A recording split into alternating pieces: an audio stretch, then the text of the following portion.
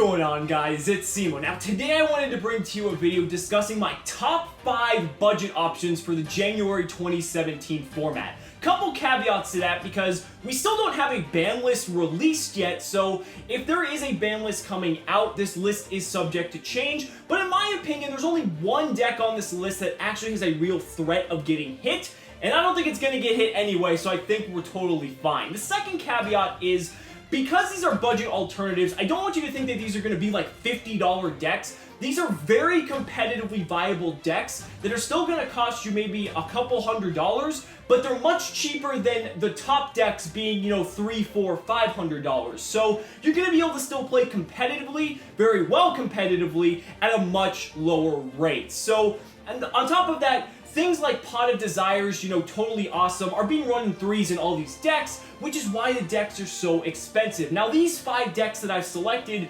don't need cards like Pot of Desires to be competitively successful, but I will say, if you incorporate Pot of Desires in these decks, they are going to fare much better than if you don't run Pot of Desires in these decks. So I just want to make sure that that's clear. I know a lot of people hate Pot of Desires anyway, but in my opinion, Pot of Desires will make all 5 of these decks much better. So without further ado, let's get right into it. For number 5 on the list, we have Barrier Statue Stun. I still believe that Barrier Statue Stun is the best Card of Demise deck that's currently available. The fact that Card of Demise is a +2, and the fact that a lot of decks have difficulty dealing with a Barrier Statue equipped with a Moon Mirror's Shield and anywhere from 2 to 4 back row. I mean, it locks out all these different archetypes from using their extra deck, from special summoning. They can't destroy the Barrier Statue by battle, so they essentially need to find a way to kill it with a monster effect or a spell effect, I guess a trap effect, but really no one's using traps that would deal with it like that. But then, on top of that, you have the 4 back row to protect that Barrier Statue. This locks out things like ABC, like Metal Foe, looking into the future, things like Zodiac Beast or Junishishi, the Invoked or the Eidolons. There's so many different things that this deck can just completely lock down and pretty much steal you a win. So, Barrier Statue Stun, I feel like, is still a highly viable competitive option, and is actually the cheapest deck on this list because you don't need an extra deck to play it, so that's also a very good benefit as well.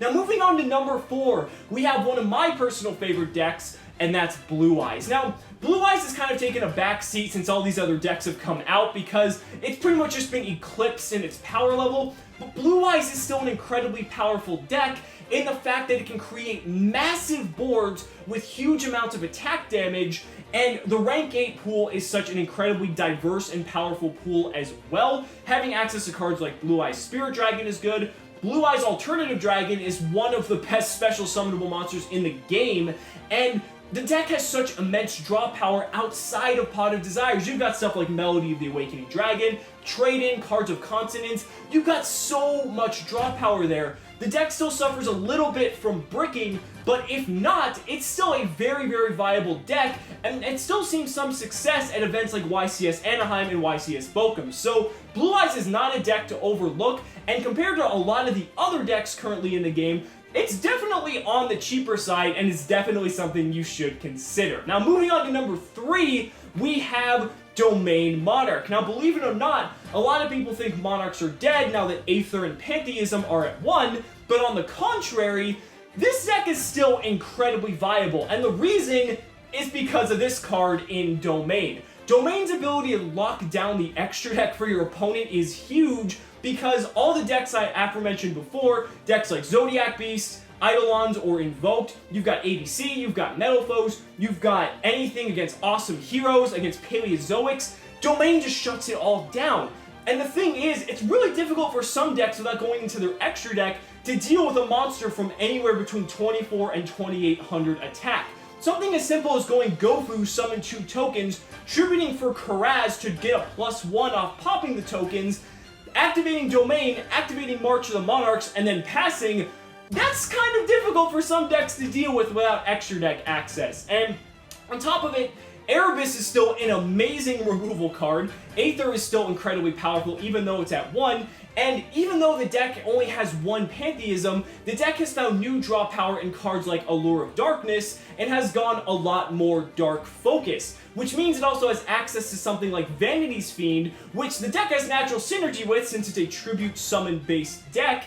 And even though Pantheism is at 1, Edea can recur that card so you can continue using it and abusing it. So Domain Monarch, in my opinion, is still a very viable option, and it's a very cheap deck as well because it also doesn't need an extra deck, and it doesn't really need a whole lot to be successful. It's a very strong deck.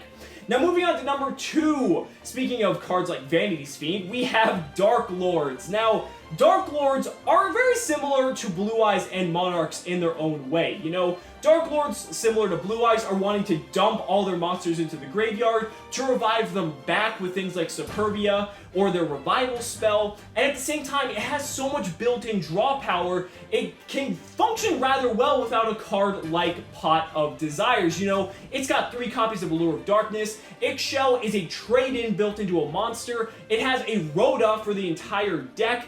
It's very similar to Blue Eyes, and a lot of people would argue that it does what Blue Eyes does, but better in a lot of different ways. And then it's like Monarchs because it can run stuff like Vanity's Fiend built into the deck since it's naturally a dark-centric archetype. So if you want to play either a stun variant or a more aggro-based variant, you know, you have the ability to do that. And the deck is rather inexpensive apart of Ixchel. Everything else is pretty cheap for the most part, so it's a very viable competitive deck. Similarly to all the other decks we've discussed, it is rather prone to bricking, so more often than not, the deck is going to lose to itself more so than it will lose to, you know, your opponent. So that's something to keep in mind, but you know, that's just something that happens with this game. Some decks have more power and some decks have more consistency, just depending where they fall on the spectrum. So for the number 1 deck of my budget options for the January 2017 format, we have none other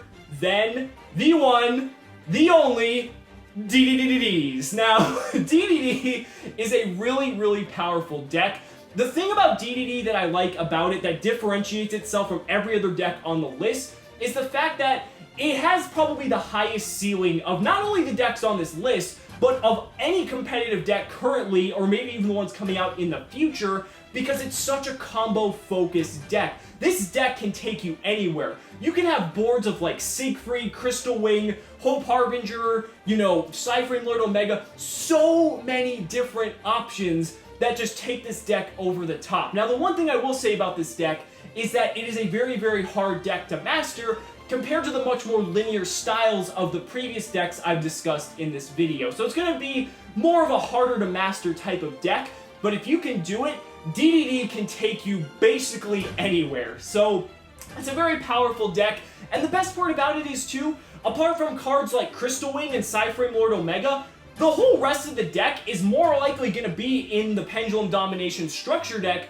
so you can just pick up 3 copies of that deck, get your extra deck cards, and you have a fully functioning Tier 1 deck for this format. So that's fucking incredible. And I really love when Konami does stuff like this. They did it with Monarchs, and Monarch was a Tier 1 deck. You know, having that kind of accessibility is the best way to introduce new players into the game. Even if it's not necessarily the most linear deck to play, it just removes that barrier to entry and allows more players to enter the game on a competitive level. So that's going to do it for my list, guys. I hope you guys enjoyed. Let me know down in the comments what you guys think about this list. If there's anything else you think I forgot or any options you prefer, please let me know. I'd really love to hear it. I wanted to design this list, like I said, to really capture the budget-friendly people in mind. I know a lot of us don't have a ton of money to blow on this game, but you can still play at a highly competitive level for a relatively affordable price. So again, thank you guys so much. Be sure to like the video, subscribe to the channel for more amazing Yu-Gi-Oh content, and be sure to back me on Patreon, because just by pledging that $1 a month, you're investing in my ability to continue bringing you amazing Yu-Gi-Oh content. So thank you guys again so much. We'll see you next time.